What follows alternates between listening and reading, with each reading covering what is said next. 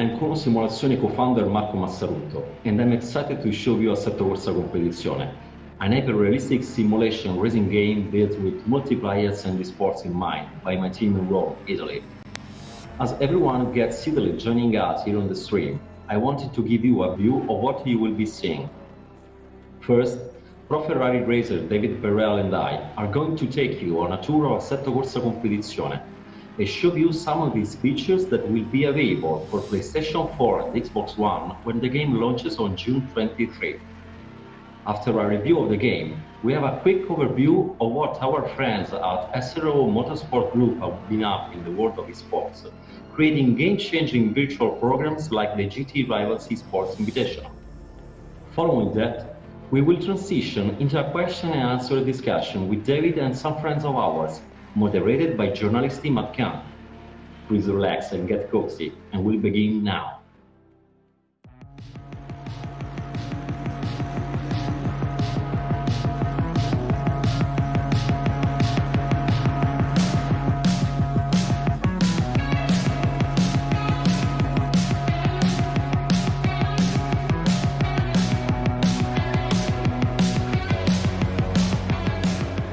Ciao, hello.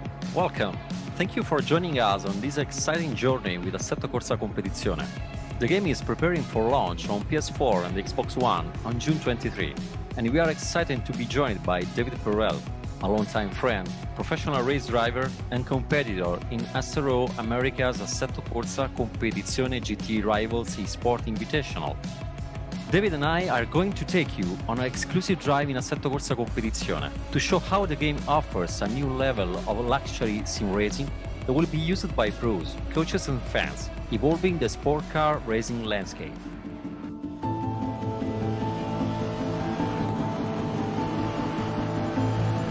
Gaming and racing have been closely linked since the very early days of the arcade. Atari's pole position put players in the seat of a Formula 1 racing car, and for the first time, fans of the sport could begin to experience what it might be like to speed around the world's best-known circuits at high speed.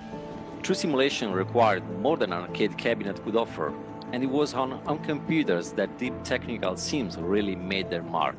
We owe so much to people like Jeff Crammond or David Kemmer, the programmers who pioneered racing sim with genre-defining games such as Grand Prix series from Microprose and IndyCar and NASCAR racing series through the 90s and the early 2000s.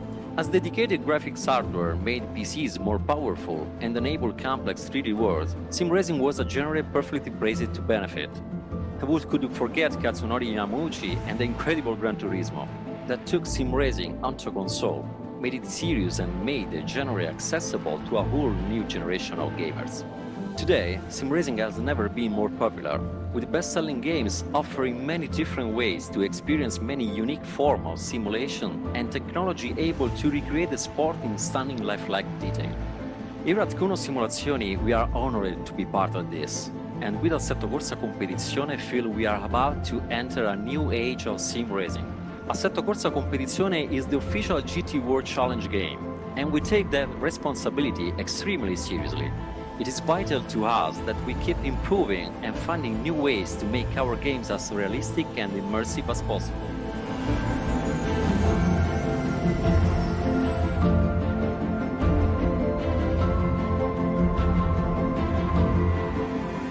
That's why I use the laser scan technology and work closely with car manufacturers and racing teams to ensure that not only are the tracks and cars authentic down in terms of visual details, but that even the driving and racing experience match the real thing. Simulation is all about physics though, and Assetto Corsa Competizione has gone all out to deliver the closest experience yet to actually being behind the wheel of a performance race car. With Assetto Corsa Competizione, we push the improvement of our physics engine even further, especially in the fields of aerodynamics and tire model, thanks also to the aeromap data from wind tunnel tests and computational fluid dynamic data. This results in much more precise aerodynamic effects and a better driving feeling. The tire model has been evolved thanks to a strong partnership with Perel that allows the tire model to precisely simulate the tire grip behavior, water draining in case of wet conditions, and other events like wear, raining, blistering of the tire surface and compound. The time simulations is so advanced that in Assetto Corsa Competizione, the brake stamps also affect the tires, giving the users a full set of feeling and handling information, also displayed through the tire app, which is always visible in-game. It's also important to us that everyone can enjoy Assetto Corsa Competizione regardless of their game setup. Of course, the simulation experience is best when played with specialist controls, but we wanted to be sure that even those with just a gamepad can get a taste for serious racing. And for those who want the full Assetto Corsa Competizione experience, the game supports whatever combination of peripherals you can imagine, from a simple wheel and pedals combo to a fully custom cockpit with multiple surround monitors. It's this level of detail that makes sim racing and Assetto Corsa Competizione uniquely placed to keep sport fans happy during the world's ongoing lockdown. Sims are now so close to the real thing that actual pro drivers can face each other on virtual tracks and use the same skills they would need in a physical race. In the last 2 months, esports dramatically replaced the physical motorsports events, with sport TV channels broadcasting virtual racing everywhere.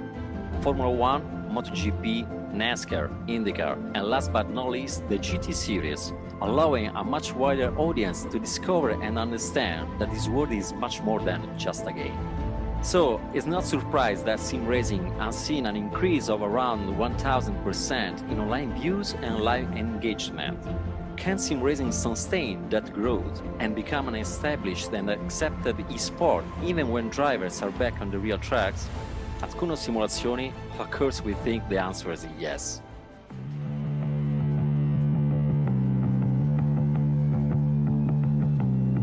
We created Assetto Corsa Competizione from the very beginning, with esports and multiplayer in mind, and in April 2020 launched the GT Rivals eSport Invitational to bring pro racers and fans together in-game.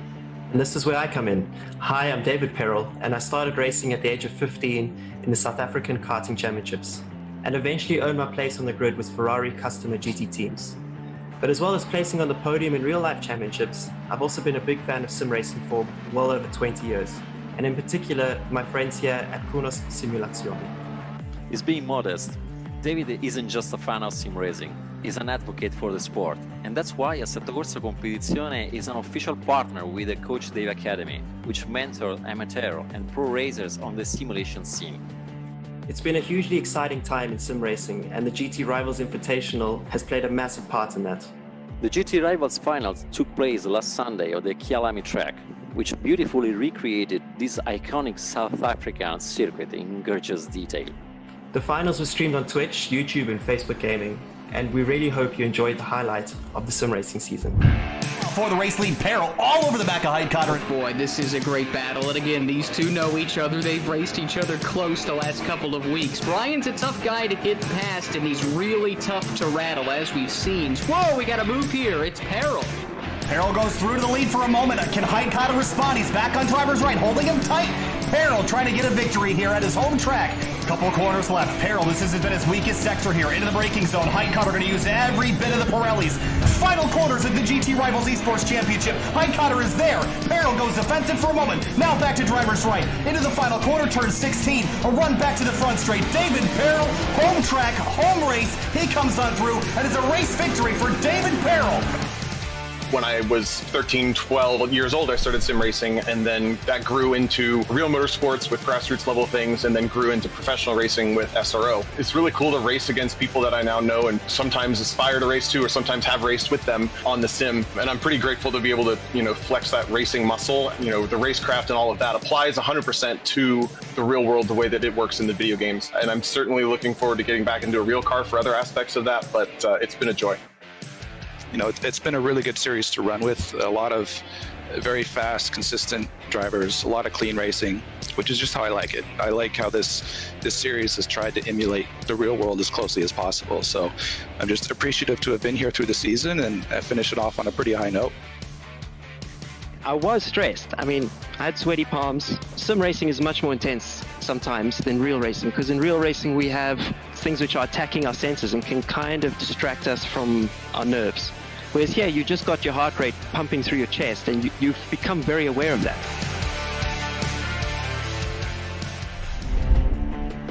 So David, you've raced in real life and in sim. What's the appeal for you? For me, it's not just about learning the tracks and the cars, but it's also the mental approach that is required to be a competitive sim racer that can also cross over into the real world. I also have the opportunity of working with my real life engineers over the radio while I'm doing endurance races in Assetto Corsa Competizione. And I also enjoy the sights and sounds and the realism of the racetracks, which really make it feel like I'm not just in the game, but also approaching this like it's real life.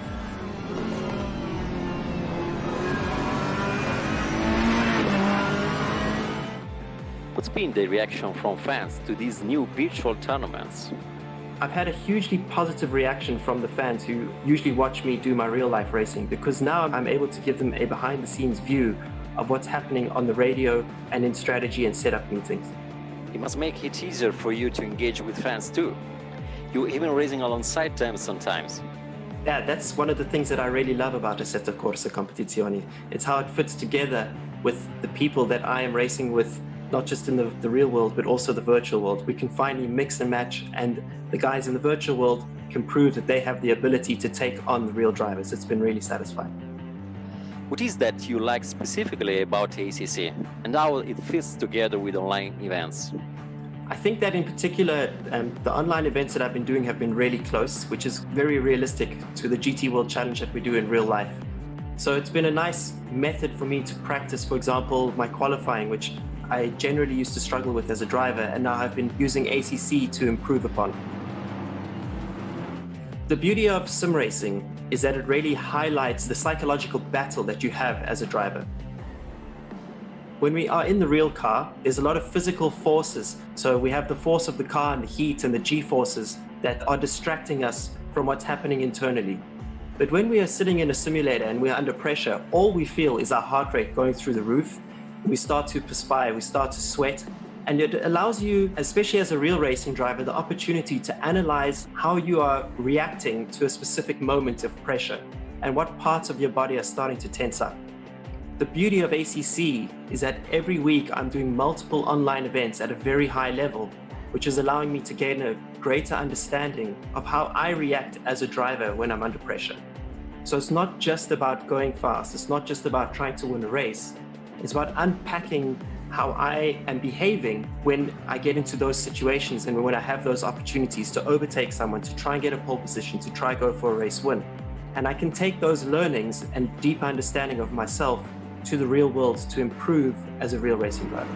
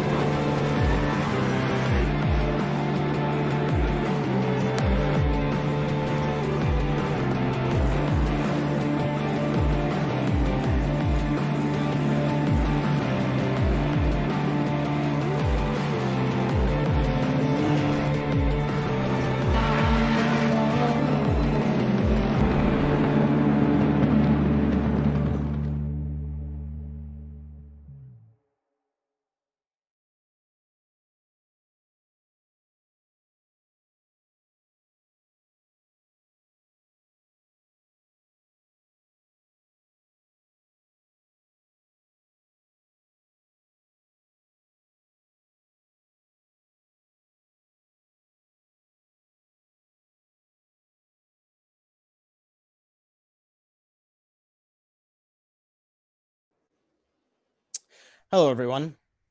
Thank you for joining 505 Games, SRO Motor Group, and Kuno Simulazioni on today's Assetto Corsa Competizione panel. I'm your host, Imad Khan. I'm a freelance esports journalist. You might have read my work over at the New York Times, the Washington Post, and ESPN. We have a great lineup of panelists today, and we're excited to get right into it. In the interest of time, I'm going to keep the introductions short. So let's start off with Davide Brivio. He's joining us, and he's a producer for Kuno Simulazioni. And it's great to have him here. With me is David Perel.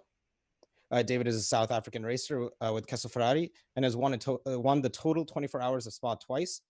He also runs Coach Dave Academy. Guy Cosmo is joining us as well. He's a North American driver with the title of the 2018 Asian Le Mans Series LMP3 Championship. He's currently racing with K-PAX Racing Bentley. Bryan Heitkotter was brought up on sim racing, winning the North American Nissan GT Academy competition and earning him a spot at the driver development program in Europe. He went on to compete at the Perel World Challenge in a Nissan GT-R GT3 NISMO, bringing home 7 wins and 14 podium finishes. Robbie Montinola currently leads marketing and communications at SRO Motorsports America and is helping lead production of GT World Challenge. And Anthony Comas is part of SRO Motorsports as the group marketing and business development manager, overseeing various SRO races. So there's definitely a lot to get into. Assetto Corsa Competizione, which we'll be abbreviating as ACC moving forward, is already out on PC and is slated to come out on PS4 and Xbox One on Tuesday, June 23rd. Before we jump into the nuances of sim racing, let's get to know the game a little more. Davide, my first question is for you. And of course, anyone else who would like to chime in, feel free to. So last week, Sony unveiled the PlayStation 5, and with it, we got a beautiful trailer for the new Gran Turismo 7. Sim racing fans, however, have often gravitated towards other sim racing products versus the products put out by Microsoft and Sony. So, in your opinion, what is it about ACC that has sim racing fans going towards it, and why are they not going towards Microsoft and Sony's products? Well, first of all, hi everyone, both in the live streaming and here in the interview room. Well, let's say a bomb of a first question. And first of all, after a big announcement like the titles you were mentioning, we are really happy that the consideration on Assetto Corsa Competizione is still so high that people are keeping the talk on that. I think, the road with ACC has been very particular because we always had a relationship with the community in developing the game from the early access first steps. And the game at the very beginning, after the launch, the situation wasn't that easy. I have to be honest. For all the development team, we had the heritage of Assetto Corsa 1 that was basically entertaining any sim racer in the world, and they were expecting the maximum from the beginning, and that was also obviously our expectation.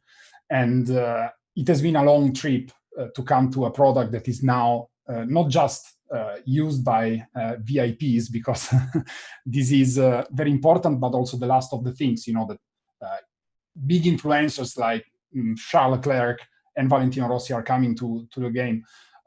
But this is just a consequence, and that's what we are really happy about, that we have a community that was there in the very first days, with some disappointment for some of them, that joined us during this journey of making ACC what it is now. So why is it considered even during these big announcements? Because it's a game that it's currently loved by the community for the job that has been done on that, because the job that has been done on that has been guided by and with the community. So I think that makes the difference. Obviously, those titles have a huge public, but our public is very, very hot. Yeah, and in regards to the PS5 and Xbox Series X, will ACC? I don't know if it's been officially kind of announced for next generation consoles, but there's clearly a lot of interest in it. Will it be able to utilize the extra performance that we will find in the next generation of platforms? Answer is pretty simple, because we actually don't know, simply because the focus on the development team is now fully on continuing the PC development and to finalize the first launch on current generation console. And we obviously need to observe the focus that we will get, the feedback that we will get from the very first days and weeks, to firstly continue to improve the product for PC gamers, start to, let's say, follow the feedback that we get on current generation console, and then maybe we can think about evaluating what's next. But we really have to focus on the present. David, I have a question for you. Sure. And of course, Guy and Bryan, feel free to chime in. Why I've noticed this odd phenomenon. This is an article I'm about to pitch over to the New York Times as well. But why is it that sim racers tend to perform better than real life racers when thrown into a sim racing environment? I think it's primarily because people think that there's such a close connection, but at the end of the day, sim is its own discipline in itself. And a lot of the muscle memory and rules that we apply to going fast in real life don't necessarily apply to when we're trying to find that last maybe half a second in a sim game.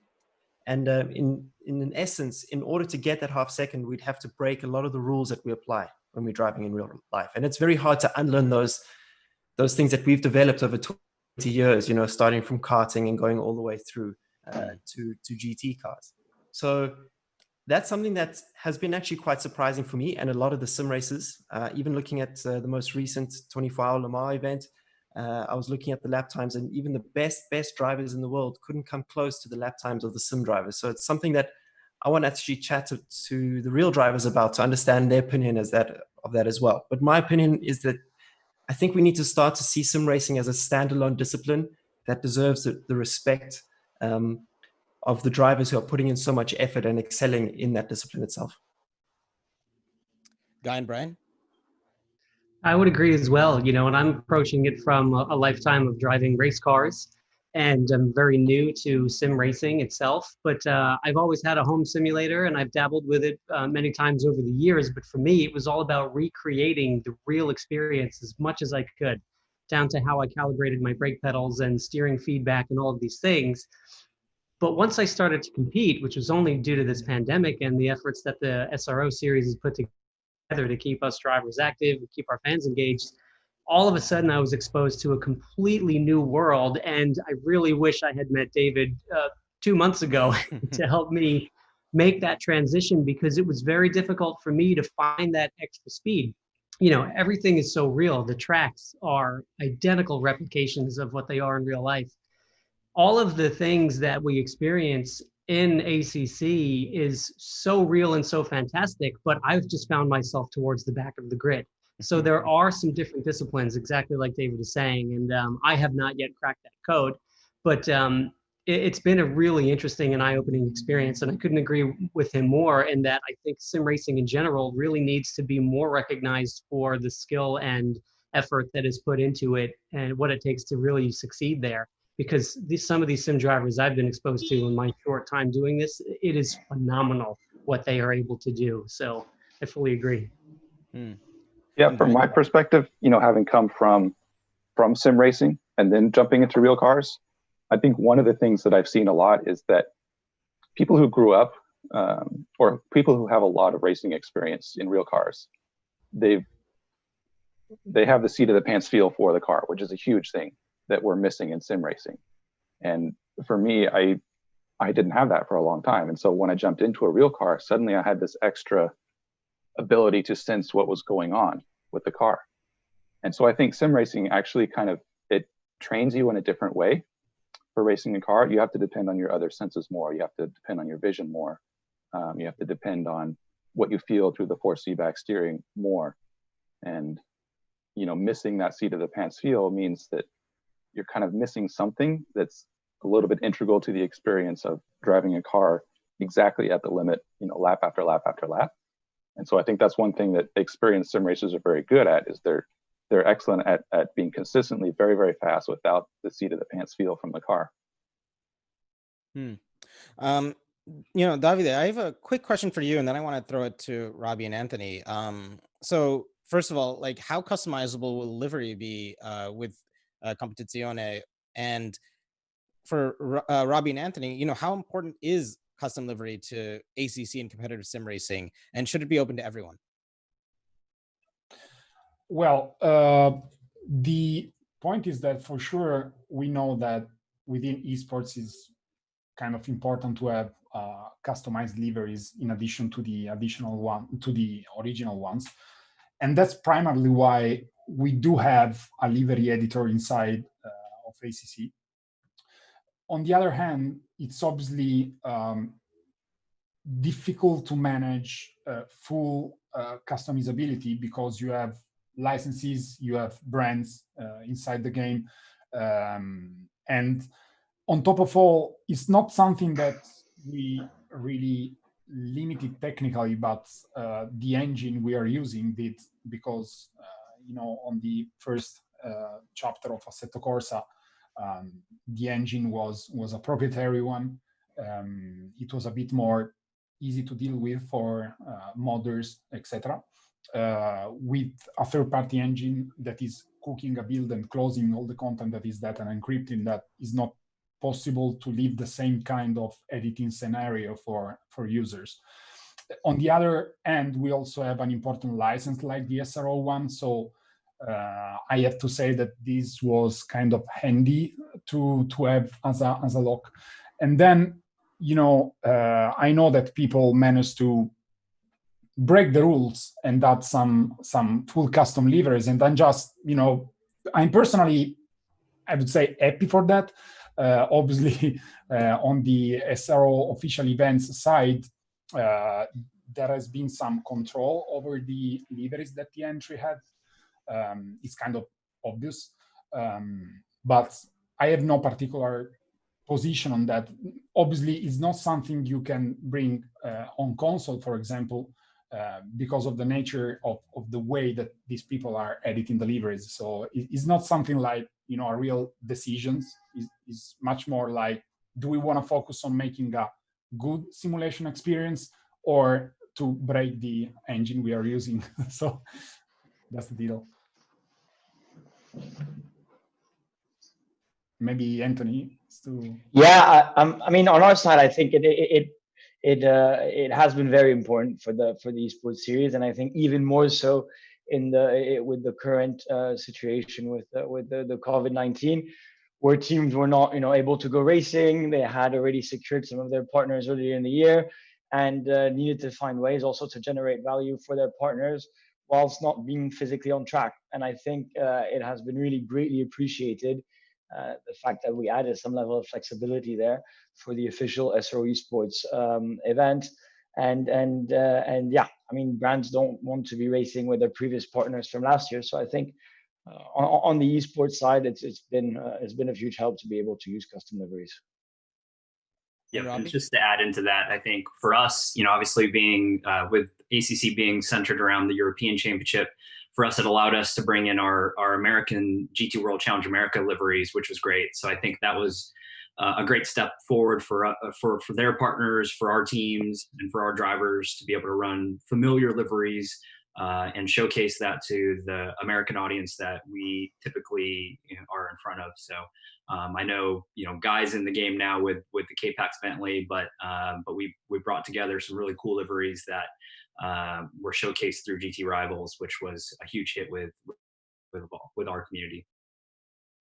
Now, this is kind of a question for anybody who wants to chime in, and it's coming to us from Christopher Smith. There are a lot of simulation racing games that have hit the market, and I feel that there's a new one hitting the market every few months. How does a developer try to stand out in the crowd when the ultimate goal is to essentially just make that one same thing, which is like the most realistic driving experience? That's also a good one. 2 months ago, we were with basically two colleagues in defining let's say, a little update to our formal company vision.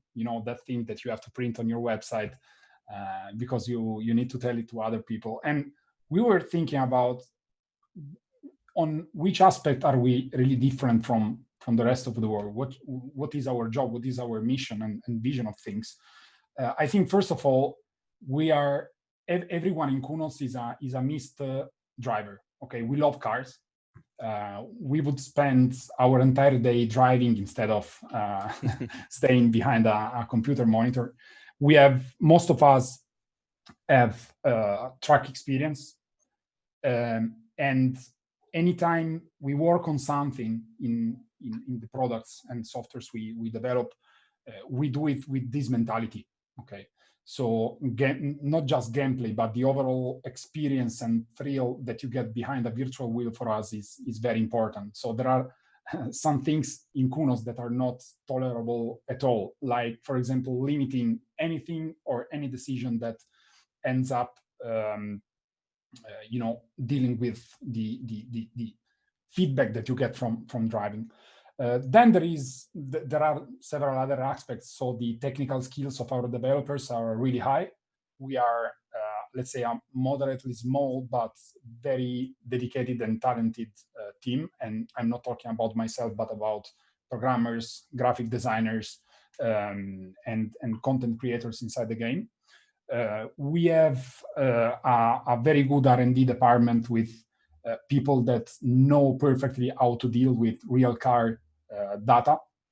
So we are not there inventing numbers or making the magic. We are, in theory, just applying what's coming in terms of info from the real world into the simulation.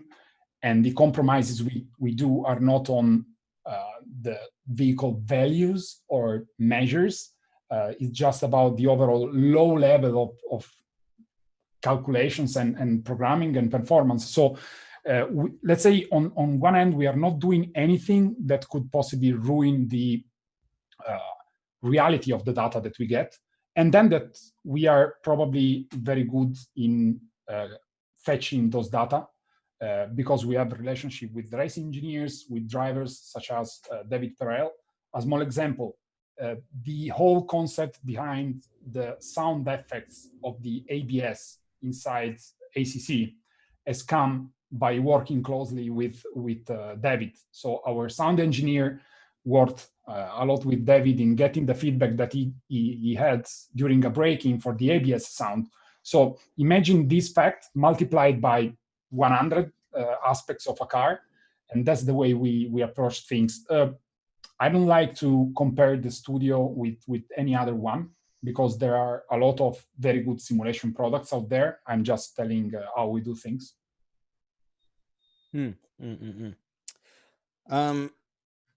Bryan, as somebody who's been playing sims all of his life, and with sim racing's increase in popularity, some claim that manufacturers have pushed certain cars to get more airtime. There have been accusations of it that internal balancing of vehicles have been swayed to favor a particular brand. To what extent do you feel this is true within the community, or do you think this is kind of overblown? And if this, why does this perception exist if it's not true? That's a good question. I actually have no idea. To be honest with you, I took a little bit of a break or a hiatus from sim racing, and I just got back into it earlier this year. So I don't really know how to answer that question. I know even in real life racing, I always kind of tended to stay away from the politics side of it. And I was just focused on driving the car the best that I could and let the chips fall. Should I throw this over to David or David, do you have any thoughts on this? Yeah, I can comment on BOP all day long because I come from the real thing where this conversation is consistent. So the thing is that you're never going to have an equal level of performance for all the cars at every racetrack in a simulator or in real life. It's just not possible. There's always going to be variables or characteristics that a certain car suits a certain track. Sometimes you'll see, for example, that cars will get a faster lap time or one specific car, compared to the rest of the grid. But it could be that through the race, their tire life is not as good. Or they're not as good at following other cars. So if they get a bad start and they can't slipstream other cars and get past. The BOP discussion will be never ending. And I don't think Kunos or the SRO will ever be able to satisfy everyone when it comes to that. I know that, from my side even, I've been critical of any time I've raced a car and didn't do well, I first blame the BOP before blaming my driving. But I think it's worth looking at both sides. At the end of the day, certain tracks suit certain cars. That's unavoidable due to the characteristics. And at some point, you're going to get to a track where you can choose where the car that you are driving is going to have a good BOP, so to speak. Are there solutions around that? Perhaps, but I don't think that adds to the realism. I like the system that Kunos is using to set the BOP for the cars around the tracks.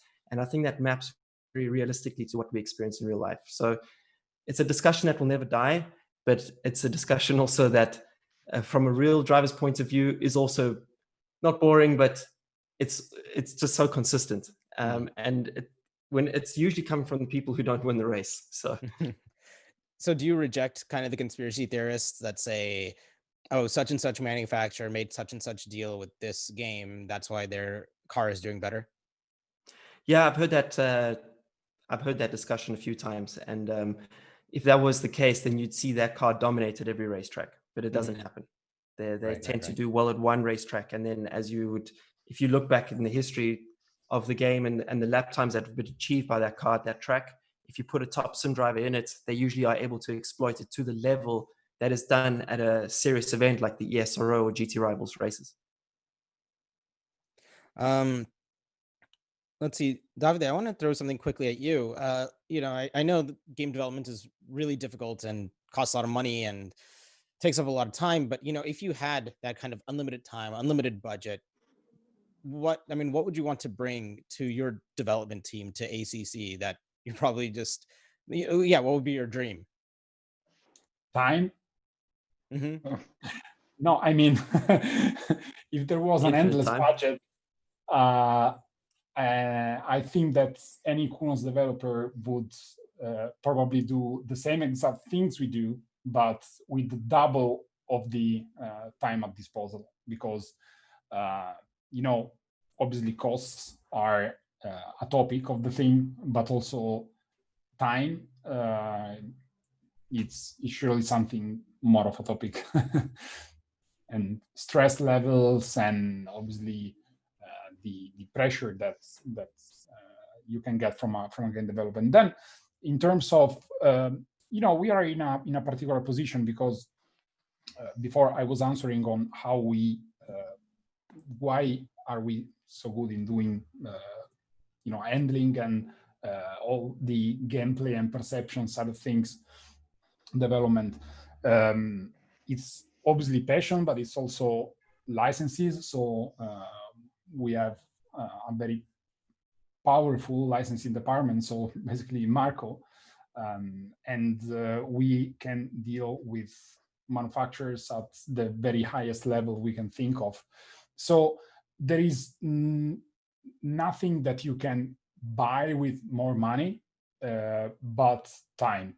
So imagine a project like this with the double of the time, but this is the real world, and then right, that's it.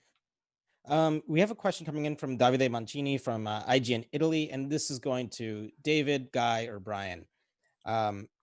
So although ACC is a game that has always had a great relationship with reality, never, as in this period, are so many real drivers playing an impressive amount of hours.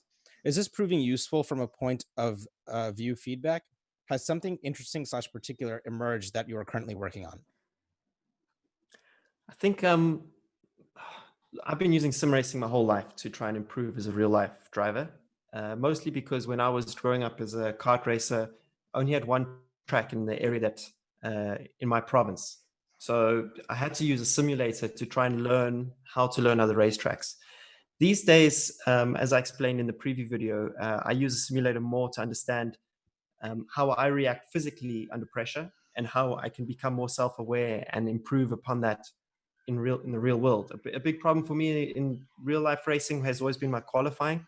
So I used this 2-month sort of hiatus to compete in as many high pressure online events as possible to try and simulate the same pressure that I feel before qualifying. And I do think I've made a step there, and I can't wait to bring that to the real world. And the majority of that progress was made through ACC and the ESRO and GT Rivals events. So that's one thing from my side. I'm really excited to see if I've made a step there. The other thing that I've already used simulators for a very long time was practicing overtaking maneuvers. And all the moves that I do in real life have always come from something that I developed on the simulator, either playing online or just through the AI, practicing start sequences.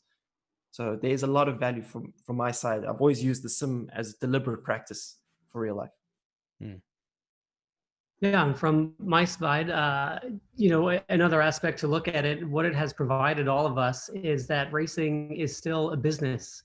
We have manufacturers that are heavily invested in what's taking place. We have a huge audience with a great fan base that follows us on social media and usually attend the races live in person. So we've had a very interesting period lately where everything has been put on hold, and we have, business agreements and relationships and deals between drivers and teams and sponsors that are involved. And then also just the entertainment factor of why we all race. We do it because we love to compete, we love to race, and we love to drive cars and tinker with these things. But at the end of the day, we're putting on a show. And when we are stricken with a situation where our series has obligations to continue the show, ACC provided, and Robbie can attest to this, ACC provided SRO with this perfect opportunity to create a virtual championship so that all of the drivers and teams and sponsors and manufacturers who were slated to gain exposure and visibility and continue their marketing agendas, we had a platform to execute all of that. So we've got the driving side, we have the educational side, we have the marketing side, the business side. It's been an incredible way to satisfy all of these things when the world has been shut down for, reasons out of our control. It's been a really interesting opportunity, and it's satisfied it really well, I would say. I think for me, it's kind of been a continuum, kind of my whole sim racing career, in terms of using it as a tool to improve real life driving. I wasn't aware that I was doing that when I was much younger. I've been playing simulated racing games since 1992. So it's been quite a journey, long before I had a driver's license. But as simulations get more and more realistic and more in depth, the overlap between what you can experience online versus what you experience in a real car at a real track just continues to grow. So I'm personally just always learning and always looking for learning opportunities, whether that be, just driving itself at the limit, or like racecraft, or performing under pressure, like David said, or even in the setup screen, tinkering with this and that, learning what adjustments, how they affect the car, and how to make the car handle the way you want, and also achieve the lap time that you want, and consistency as well. So for me, sim racing it's kind of an endless search for perfection and search for improvement, that you'll never achieve that perfection. But there's so much depth and nuance to sim racing, especially at the level that it is right now, to where to me it's kind of like an endless resource towards improving in real life. Very good. So let's I'm going to throw this question out to everyone. What can real world sports and events take away from the success of digital ventures like SRO's GT Rivals in America and the GT Esports series in Europe? Well, I'll give it a go. I think something that we can see is the real access there are for fans watching, and motorsports is even more so, a sport that struggles to get that access because of the nature of wearing a helmet, where you don't see the driver's emotions. You recognize a helmet, but not really a face walking in the paddock. And I think in the motorsport scene, esports has really helped put through the emotions, and the drivers are engaging with the audience on their Twitch channel. At the same time, the face cam is they're able to see the driver. So there's a lot more understanding from a fan perspective about what's happening in the real life. So I would say definitely the access to the public is something that let's say normal sports can gain a lot from the esports. Yeah, definitely. Accessibility has been, key to a GT World Challenge in general. Our paddocks are very open. You can walk up to the drivers and teams in real life. And what ACC, I think, has provided us now, especially, in this time, we've opened our eyes to see this huge community of fans that are engaged in sim racing and the sim community, that have opened their arms to us and all the real world pros and just be super helpful, just getting us dialed in and ready to race. That, there's this vast market of sim racers that, can go play ACC any day of the week, be immersed into this GT World Challenge atmosphere, but maybe have never stepped foot in a real world event before, and now it gives them access to that.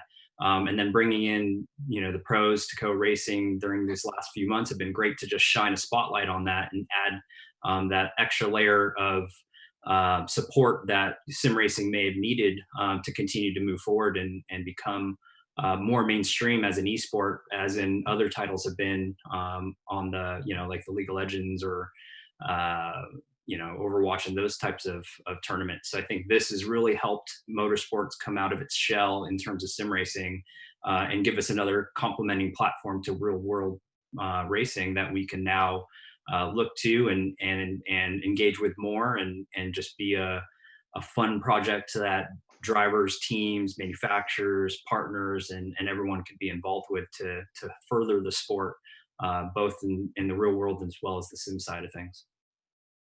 Very good. So, I'm going to throw off some quick rapid fire questions before we close out the panel. So here's one coming from Stefano Casati of the Games Machine in Italy. Let's see. And the question's about ACC as a career gateway for fans. As the during COVID-19, many have tried their hands at e-racing, and all the fans that have felt, more like real pilots. With the results achieved by simulations like Assetto Corsa Competizione, have the chances of a normal person getting closer to the racing world, the real racing world, increase? Is it easier to approach the motorsports world also thanks to products like ACC? I'll throw this one over at Guy. I think there's a good possibility. I think there's going to be a time now for transition and a lot of interest for seeing how the two worlds can merge. I know for somebody, like myself, who has been pro racing for many years, I do coaching. I now help manage race programs and help young drivers find their way a little bit. This has caught my attention, and it has caught my attention in a way that we're going to go back to racing for real, but I am not going to take my eye or my interest out of sim racing. So this time has changed the perception for everybody. I think we're going to find a transition period now where a lot of programs will be implemented to maybe narrow down the path of sim racing on a global scale to see if we can implement more and more opportunities for sim racers to get their way into race cars. It's going to be interesting, but I think for sure this is going to help bridge that gap. Yeah, and then Bryan, I guess I want to throw this to you because you did, make that jump. Explain quickly, I guess, your experience, and do you think like that can continue to be replicated in the future? Absolutely. I think it's only going to grow from here. I think the competition that I was involved in was probably one of the first to really legitimize the concept of going from sim racing to racing real cars and doing it successfully. Mm-hmm. And I think it's only going to grow. I mean, since then, that was 9 years ago, sim racing has just grown exponentially, both in terms of volume, but also the level of competition, especially. And so I think we're just going to see more of those opportunities going forward, especially from the marketing side. There's so much more marketing involved in sim racing now than there was 10, 15 years ago. It's really remarkable. So yeah, I think just going forward, we're just going to see more and more opportunities pop up, everywhere. Let's see, Robbie and Anthony. This question comes from Josh Sutil from Motorsport. Are you confident that like esports and sim racing will be able to maintain its momentum after real life racing resumes? Yeah, I would say so. And I think that, that actually the heavy involvement of real life drivers in sim racing across the last couple of months has kind of legitimized sim racing to kind of wider audience. And I think that's going to lead to, more people who would not have contemplated getting themselves a rig before, say, actually, this looks great. All types of, the top drivers are getting involved. Why don't I give it a chance? So, obviously we've seen, unprecedented coverage over the last couple of months. But I really don't think it's, it's just going to go down. For sure, maybe we are at a peak, but it's not going to plateau. And I think sim racing in general can only get more popular as the technology makes it closer to the reality throughout the year. So I don't see it fall off a cliff at all. Yeah, definitely. I think, one thing that we'll take a look at too is, as David mentioned earlier in the conversation, is, we really need to shine a spotlight on the sim racing community itself and treat it as its own. So I think we need to also look at that and how do we then continue on with championships that focus on the sim racing, the sim racers, but then also have some real world drivers come in and be invited guests to keep the exposure level high as well. So I think that's there is a big future of sim racing. We've only kind of scratched the surface, and Anthony and I will go to work and try to make a great experience for both the sim racing and the real world community to kind of blend those two together and have a esports offering globally that does ACC its justice of Kuno's making a fantastic sim platform for us to compete on. Cool. And then we have a quick question from, actually, let's make this the final question.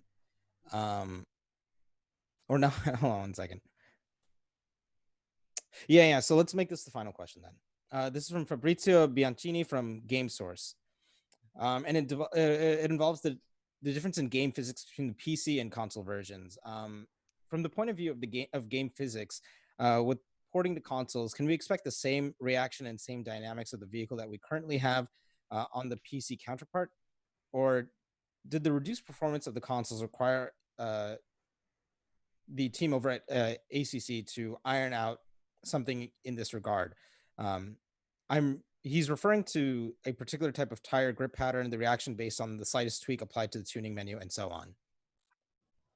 Those things remain all the same, fortunately. So the work that has been done on the console version is a graphics optimization that started from 3D models, polygons down to effects, and the physics will be fortunately the same. So that is our primary aim, to bring the same exact experience from PC to console. Obviously, the graphics engine and the overall product are modern and heavy for a PC, so you can expect that there has been a graphics tweaking on the console side things. I've personally also tested and played the game, so I have to say that I'm not set at all for results, because it's pretty enjoyable. There will be a car amount limitation, so to 20 cars, both in single and multiplayer. That again is a compromise, but a needed one, and I think it's acceptable, let's say. Also because the most of the SRO esports event starts with 50 drivers and end up with 26 or something because of damages, DNF or anything. And then there will be a performance improvement from the base PS4 and Xbox One to the PS4 Pro and the Xbox One X. So while the baseline consoles would be respectively 1080p on PS4 and 900p on Xbox One, on the Pro versions, they will be both up to 4K and natively 4K on Xbox One X. And some graphics elements will be tweaked above. So, for example, view distances, particle effects, etc., will be better in the Pro and the X versions of the consoles. Okay, Davide, one more question before we close it out. So this comes from William Marsh. What compromises or sacrifices have you had to make for ACC to work properly on console with reasonable performance? What compromises? Sorry? Have you had to make any compromises to make it run on console, but still perform reasonably well? Yeah, on the graphic side. So our first, when you go with a product that is running on very high-end PCs and average PCs for sim racers, and you go on consoles that have a lower hardware, you have to make a compromise. You just have to choose where and hope for the best. In our case, we chose, because of our vision, to keep the physics and AI the same. So the experience should be a GT3 simulation, the best one we can personally, as a company, achieve. Hopefully one of the best GT3 simulation out there. And then the compromises. So drawing this line immediately points the compromises in the graphics department. So basically, again, from modeling. So if you can reduce the polygons on some hidden parts of the circuit, that certainly helped a lot. But also on some graphics effects. The game is pretty much intensive on hardware when you are in night under rain. And so all those indirect, direct and indirect reflections of light, etc., needed to be tweaked below the level that we can see on an Epic on PC. Obviously, those are the kinds of compromise we needed to do. All right, great.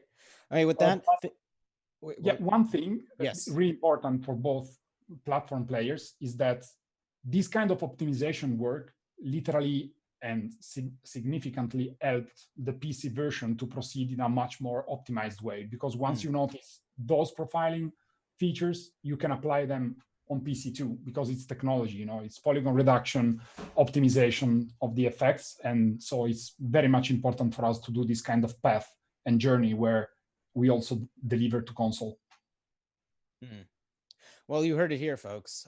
With console, you're getting still a great simulation experience, and it's actually helped the PC performance as well.